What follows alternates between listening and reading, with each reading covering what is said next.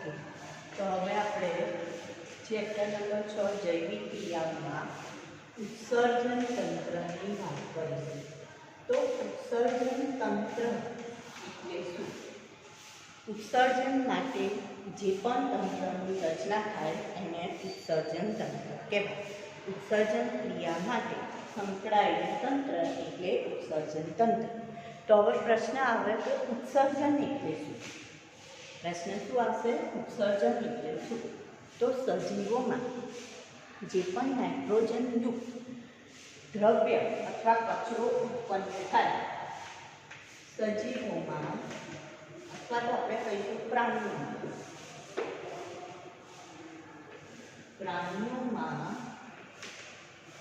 Nitrogen युक्त कचरा ने उत्सर्ग पदार्थ कहे छे। आ उत्सर्ग पदार्थनो शरीरनी बहार निकाल तेने उत्सर्जन कहे छे। तेने उत्सर्जन कहे छे। प्राणियों जे पण नाइट्रोजन युक्त कचरो होय जेम के यूरिया, एमिनो एसिड अथवा तो यूरिया, पछी आपणे एमोनिया ए पण कचरो छे। यूरिया, एमोनिया एने आपणे यूरिक एसिड आ नाइट्रोजन युक्त पदार्थ में जो कई आवशे यूरिया, एमोनिया, यूरिक एसिड। तो आवा जुदा जुदा जे नाइट्रोजन युक्त पदार्थ है तेने कचरो गणवामां आवे अने एने आपणे उत्सर्ग पदार्थ कहीशुं। उत्सर्ग पदार्थनो शरीरनी बहार निकाल तेने शुं कहेवामां आवे छे? उत्सर्जन कहे छे। तो मनुष्यनुं उत्सर्जन तंत्र आपणे जोईए। तो मनुष्यना उत्सर्जन तंत्रमां उत्सर्जन तंत्र उत्सर्जन तंत्र तो मनुष्यना उत्सर्जन तंत्र में एक जोड़ मूत्रपिंड मनुष्यना उत्सर्जन तंत्र में एक जोड़ मूत्रपिंड, मूत्रवाहिनी, मूत्राशय नो समावेश थाय छे। कोनो कोनो समावेश थशे? मूत्रपिंड, मूत्रवाहिनी, मूत्राशय अने आपणे जो लेवुं होय तो मूत्रद्वार अथवा मूत्र मार्गनो समावेश थाय छे। उत्सर्जन तंत्र मूत्रपिंडने आपणे किडनी तरीके पण ओळखीए छीए। तो हवे पहली बात करिए आपणे मूत्रपिंड। तो मूत्रपिंडनुं स्थान मूत्रपिंड क्या आवेलुं होय? तो उदरमां करोड़ स्तंभनी कशेरुकाओनी बंने पार्श्व बाजुए उदरमां करोड़ स्तंभनी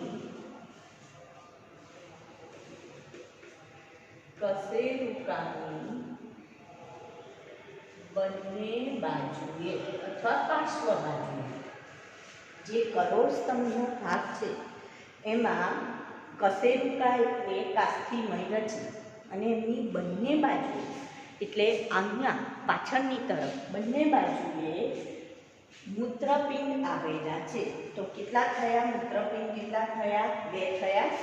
तो आ मूत्रपिंड 1 અને 2 એટલે આપણે એને 2 अथवा तो 1 जोड़ तरीके ओळखीए छीए। हवे मूत्रपिंडनुं कार्य शुं छे? तो के मूत्रनुं निर्माण करवानुं कार्य करशे। संख्या केटली? 2 अथवा 1 जोड़। आकार केवो? वृक्क કા કા અથવા વાલના દાણા જેવો એનો આકાર કહીશું. એનો રંગ કેવો? તો કે ઘેરો બદામી રંગ હોય છે. કેવો રંગ હોય? ઘેરો બદામી રંગ હોય. બરાબર. તો આ અને એનું કાર્ય, તો કાર્યમાં આપણે શું કહીએ છીએ? તો કે જે રુધિર છે એનું ગારણ કરે છે અને મૂત્ર રુધિરમાં રુધિરનું ગારણ કરી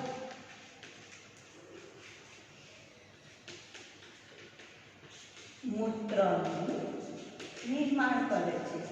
બરાબર. રુધિરનું ગારણ કરી શું કરે છે? મૂત્રનું નિર્માણ કરવાનું કામ કરશે.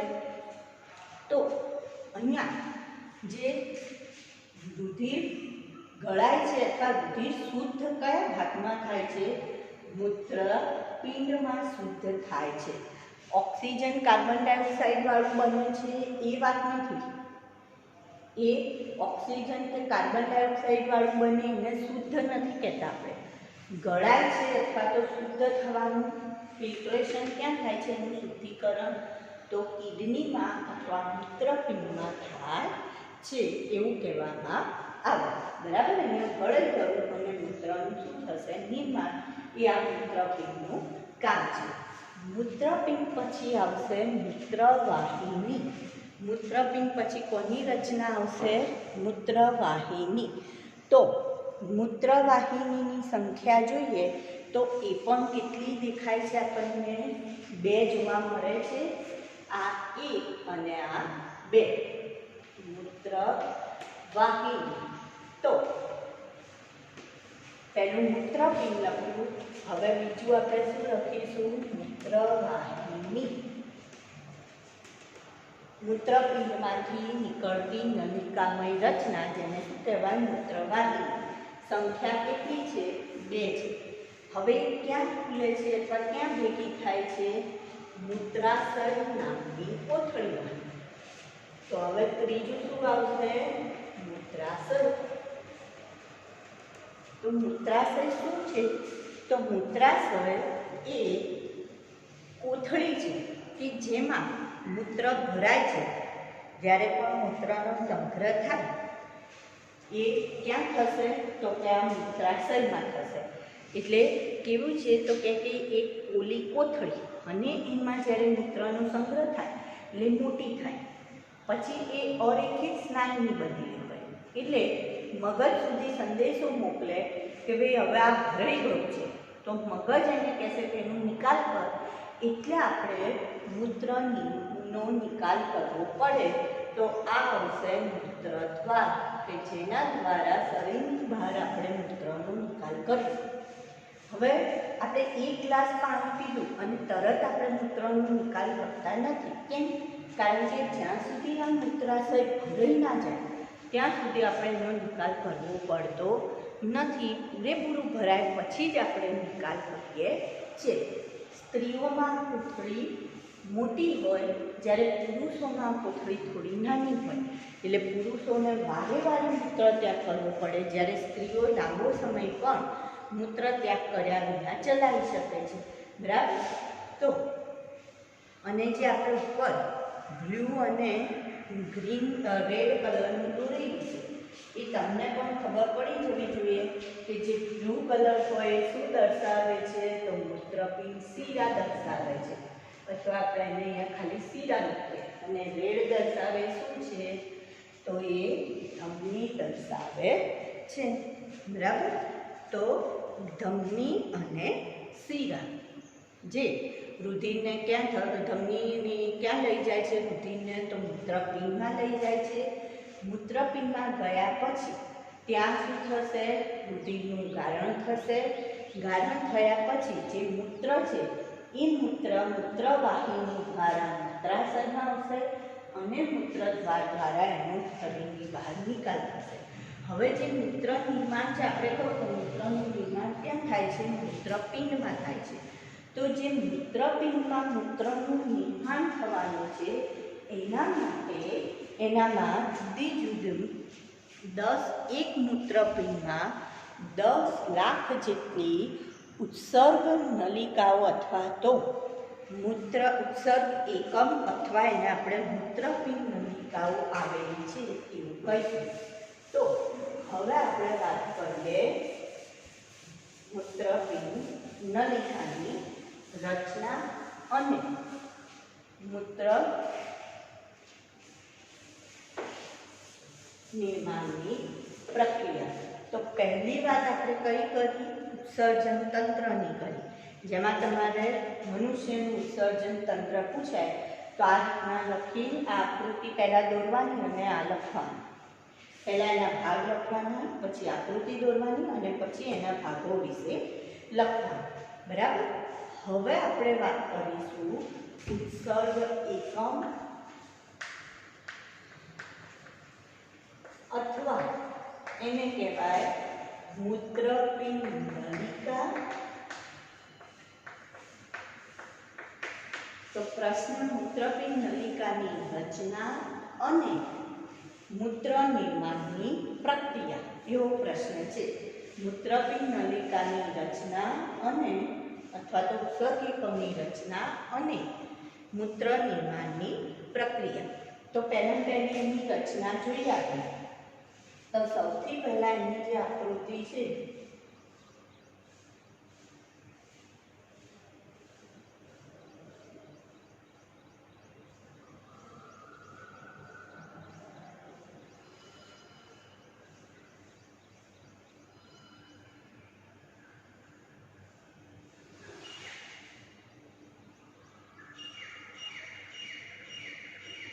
એ દોરી કાઢીએ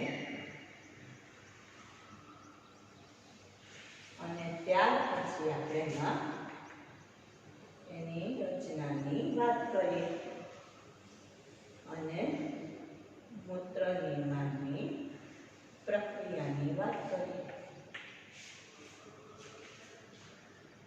તો આ પહેલા આપણે એની આંતરિક રચના દોરી. હવે એની અંદર જોઈએ આ એક મૂત્રપિંડ નલિકાની રચના છે. મૂત્રપિંડ નલિકા અથવા એનો ઉત્સર્ગ એકમ કહેવાય અથવા ઇંગ્લિશમાં એને નેફ્રોન તરીકે ઓળખવામાં આવે. હવે જો એની વાત કરીએ આપણે તો આમાં શું કહે છે કે સૌથી પહેલાં એમાં પ્યાલા આકાર રચના, બે પળની બનેલી પ્યાલા આકાર રચના જેને બાઉમેનની કોથળી તરીકે ઓળખવામાં આવે. શેના તરીકે ઓળખીશું? બાઉમેનની કોથળી. બે પળની બનેલી પ્યાલા આકાર રચના જેને બાઉમેનની કોથળી કહેવાય. ત્યાર પછી ગુજરામય ભાગ જે બાઉમેનની કોથળીની નજીક છે. તો નજીક છે માટે નિકટવર્તી ગુજરામય ભાગ. અને જો આ ભાગ બાઉમેનની કોથળીથી દૂર છે માટે તેને દૂરસ્થ ગુજરામય ભાગ તરીકે ઓળખે. અને આ બંને ભાગની વચ્ચે આ જે છે એને હેન્લેનો પાસ કર્યો. હેન્લે નામના વૈજ્ઞાનિકે શોધ્યું માટે એને હેન્લેનો પાસ કર્યો. અને અહીંયા જે ભાગ આવે છે એ સંગ્રહણ નલિકા તરીકે, છેલ્લો ભાગ કયો? સંગ્રહણ નલિકા, જે મૂત્રપિંડમાં અહીંયા આ ભાગે ખુલે જેને મૂત્રપિંડ નિવાક તરીકે ઓળખવામાં આવે. આ ભાગને શું કહીશું? મૂત્રપિંડ નિવાક. નિવાક એટલે પહોળો ગરણી જેવો ભાગ. તો આ સંગ્રહણ નલિકાની આકૃતિ. હવે જે મૂત્રનું નિર્માણ થયું છે તે સંગ્રહણ નલિકામાંથી અહીંયા આવશે, અહીંથી મૂત્રવાહિનીમાં અને ત્યાંથી ક્યાં જતું રહેશે? મૂત્રાશયમાં જાય છે. બરાબર. આ રીતના વહન પામશે. જે મૂત્રપિંડ નિવાક છે ત્યાંથી ક્યાં જાય? મૂત્રવાહિની, અને મૂત્રવાહિનીમાંથી મૂત્રાશય અને ત્યાંથી મૂત્રદ્વાર દ્વારા બહાર. તો આ ઉત્સર્ગ એકમની રચના થઈ. એક મૂત્રપિંડમાં 10 લાખ જેટલા ઉત્સર્ગ એકમ હોય તો કેટલા મૂત્રપિંડ છે? 2. તો કેટલા ઉત્સર્ગ એકમ હોય? 20 લાખ જેટલા ઉત્સર્ગ એકમ હોય. એની રચનાની વાત કરીએ તો સૌથી પહેલા પ્યાલા આકાર રચના, અને આપણે પ્યાલા આકાર રચના કહીએ. કેટલા પડવાળી બનેલી છે? 2 પડવાળી, જેને બાવલીની કોથળી કહેવાય.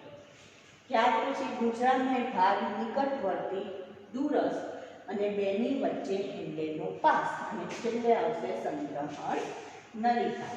હવે અહીંયા મૂત્રનું નિર્માણ કઈ રીતના થશે એની આપણે વાત કરીએ કે મૂત્ર કેવી રીતે બને છે. તો સૌથી પહેલા મૂત્રપિંડ ધમનીની શાખા એ રુધિર, આ ધમની છે એ રુધિરને ક્યાં લઈ જશે? તો કે બાવલીની કોથળીમાં. અહીંયા આ રુધિર કેશિકાનું જાળું છે. આ શું છે? રુધિર કેશિકાનું જાળું, જેને ગુચ્છ કહેવાય. તો એમાં રુધિર જ્યારે ધમની દ્વારા પહોંચે છે ત્યારે એ ત્યાં ગળાશે.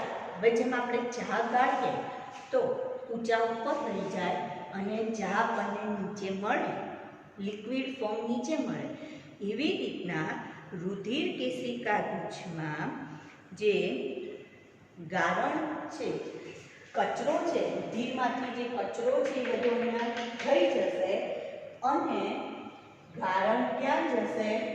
અહીં. ગારણ ક્યાં જાય છે? તો આ ભાગમાં જાય છે. બરાબર? આ ગારણ. અને કચરો ક્યાં રહી ગયો? રુધિર કેશિકા ગુચ્છમાં. તો અહીંયા આ પ્રક્રિયાને દબાણપૂર્વક ગળાય છે, માટે એને દાબ ગાળણ કહેવાય. શું કહેવાય? દાબ ગાળણ.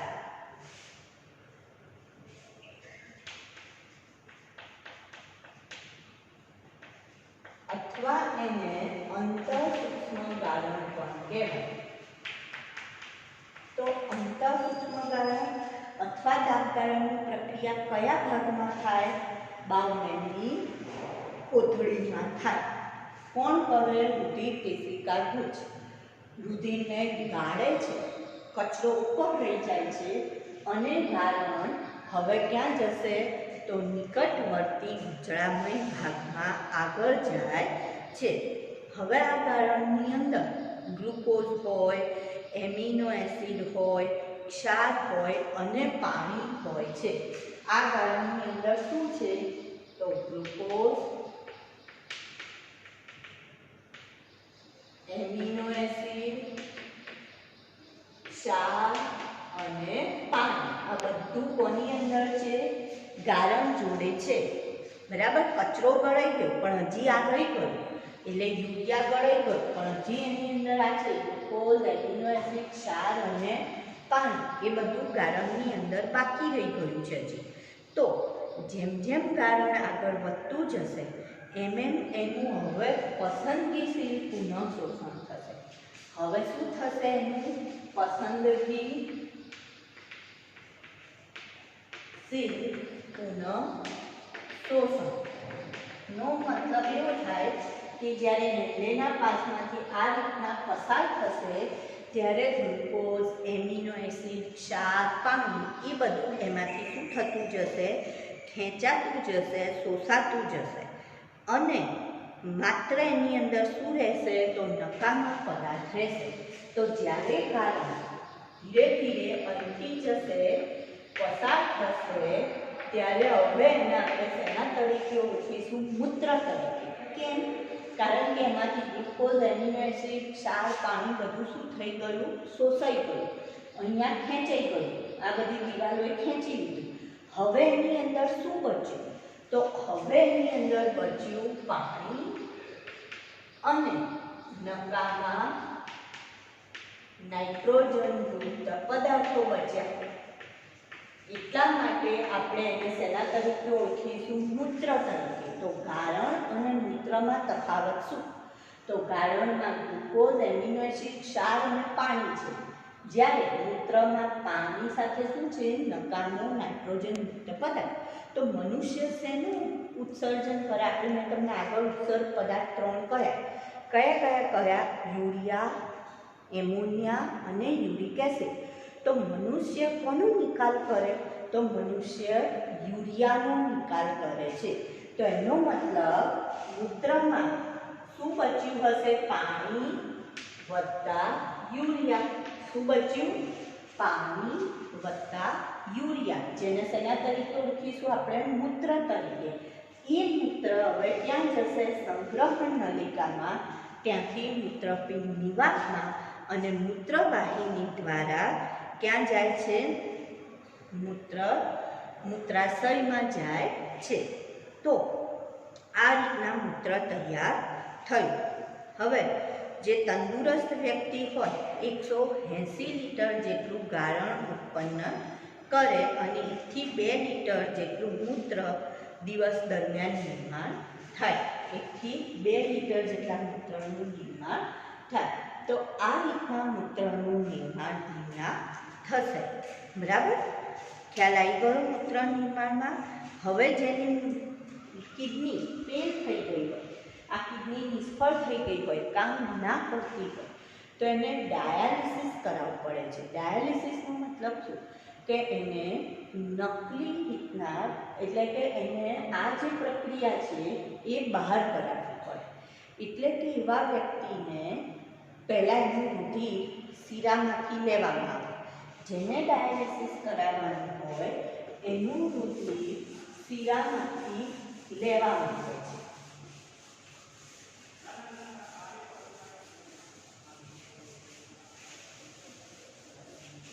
અને ત્યારબાદ હવે જો શીરામાંથી લેશે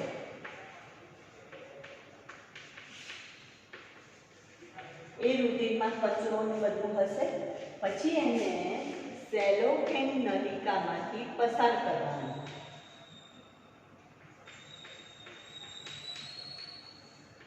અને એમાંથી પસાર કરતી વખતે એની આજુબાજુ એક પ્રવાહી હોય, જે પ્રવાહીમાં નાઇટ્રોજન યુરિયા હોતું નથી. એટલે શું કરશે? યુરિયા ખેંચી લેશે અને જે શુદ્ધ રુધિર થશે એ શુદ્ધ રુધિરને એના શરીરમાં ધમનીમાં દાખલ કરવામાં આવે છે.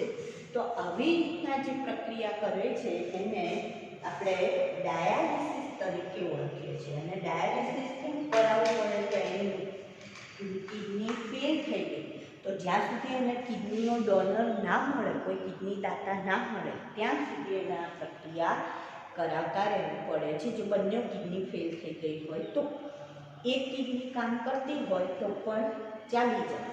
બરાબર? તો આપણે કોની વાત કરી?